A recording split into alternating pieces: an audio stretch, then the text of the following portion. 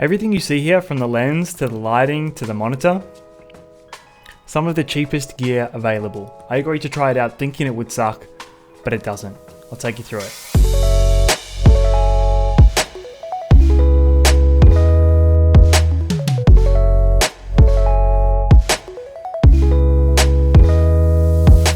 When you're a smaller channel like mine, the manufacturers in China, they lick their lips. They see the videos that you do, they see a small following, and they think, I can send product to this person and they will review my equipment for free. That's kind of what's happening here. I just want to get it out of the way early and say that that in no way has influenced the way that I'm going to talk about this video. I'm not going to do a traditional review where I go over all the specs. Definitely, I'm going to give my own unbiased and honest opinion. This video is going to focus mainly on a few products in particular, and I'm talking about the lighting here, the key light that I've used, the LED lights that were sent to me, and also the Portkeys monitor. But I figured in the spirit of keeping things affordable and accessible, I'd quickly go through the camera setup that I have. This is something that I've put together from the equipment that I own already and try to make a combination of gear that is accessible to just about anyone. Most of the gear you can buy secondhand or off-brand or on eBay, but to be honest, you could do this sort of setup with almost any camera and probably your phone as well. First of all, I have a little A6500 here, and on it I have a little 16-50 Sony pancake lens. It's basically just a kit lens. The camera is in a small rig cage. Not necessary, but I find it really handy for attaching accessories. And on top I have a little Rode Video Micro for the scratch audio. Attached to that on a little magic arm is the Portkeys PT5 monitor. For the key light I have a little Ninja 300 from Weeylite, and on the front is just a Bowen's mount, cheap as you can get, beauty dish. It's actually really good. It does the job and it fits well in this small space. And in terms of room lighting, I just have these little W100 and W200 LED light bars from digitalphoto.cn. Very small, very light, very handy. I'll take you through them. These lights were kindly sent to me by digitalphoto.cn. I'm going to assume that they were the original manufacturer of the product, but it's so hard to tell honestly, because if you type it in on Google or Amazon, you'll get a dozen different versions of the same thing. They sent me 3 different models of this light. This is the largest one, the W200. It's about 20 centimeters long, and because the output in general is not that big, I think this is just the most useful and, to be honest, my favorite one. I could see how the smaller W100 though would have its uses too, as there are a million small places that I reckon you could hide it. Both of the two have the same button layout and features. They both share the same build quality and have a 1/4 inch thread on top and bottom. The 3 modes that these lights have are CCT, which is the white spectrum of colors measured in kelvins, RGB, which is the colored mode, and the scene settings, which have 20 programmed different functions built in. Most of these I don't think are actually too useful for a device this sized, but overall I think it's pretty well thought out and good to have, I suppose. My highlights are the lightning effect, the camera flash, and the candle mode, which has a nice natural warm flicker to it. The only one I don't really see myself having much of a use for is the WS6. This unit is a hot shoe light with a 1/4 inch thread on the bottom. It's quite compact and bright for how big it is, but I just don't understand the weird bubble lens that they've put on the front. I get that it's probably a very efficient use of a small amount of light, but it makes a weird pattern. It kind of reminds me of those sun lamps that you might see on like a Facebook or Instagram ad. It has all the same features as the W100 and 200, but you control them using only 1 button and 2 dials on the shoulders. All the devices have magnets built in for convenient placement, but I will say the magnets are pretty weak and I wouldn't be doing anything too crazy with them. These lights are not going to blow your mind, but for the price you won't be disappointed. I've used the Nanlite PavoTube 6Cs or 6C2, I can't remember, for about 6 months now, which I love, but knowing I could get basically 3 of these W200 lights for essentially the same price with all the same features, that would probably swing my decision.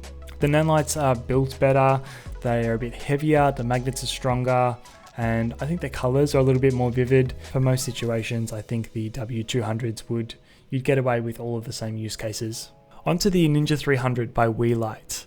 I was really excited by this for a couple of reasons. Firstly, it looks so nice for a cheap Chinese light.